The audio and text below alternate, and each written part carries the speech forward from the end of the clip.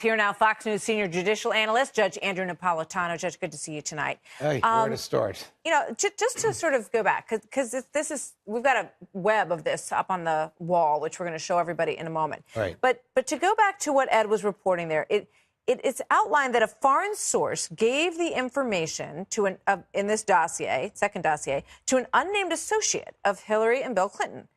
And this is all during the campaign, right, who then gives it to someone in the Obama State Department. Right. So give this to the, just leak this information over to them, who then gave the information to Steele. So it keeps going around and around and around, and you're looking for the foundation of where the meat is underneath And it. at the same time this was happening, the FBI was conducting a fraudulent and deceptive investigation of Mrs. Clinton's improper handling of emails, arguably espionage, the failure to safeguard state secrets.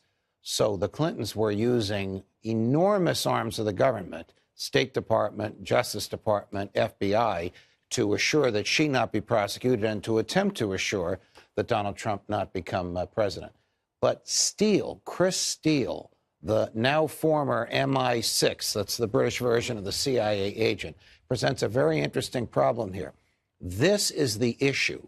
This is the wording in the memo that came out last week, the Republican memo, that the FBI and the DOJ fought aggressively against. And it's the following reference to Chris Steele as, quote, a longtime FBI asset. To most people, you'd say, all right, the FBI has all kinds of assets. Well, he is a former British intelligence agent. We have an agreement with the British government, Canadian, New Zealand, Australian. We will exchange information. We will not cherry-pick each other's agents. He apparently was cherry-picked by the FBI.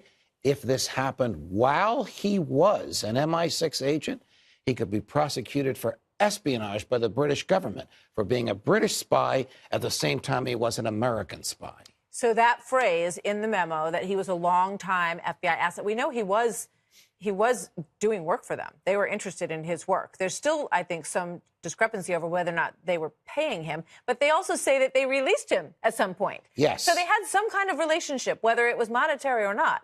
I think they had a monetary relationship, and at some point they decided either it wasn't credible or we can't trust you because you have become a leaker. And leaking classified material is a line that cannot be crossed, Mr. Steele, so you're no longer with us. Now, he left MI6 in 2009. This is very serious stuff. If before he left MI6, he was an FBI asset, the Justice Department and the FBI, which is not run today by the same people that were running it then.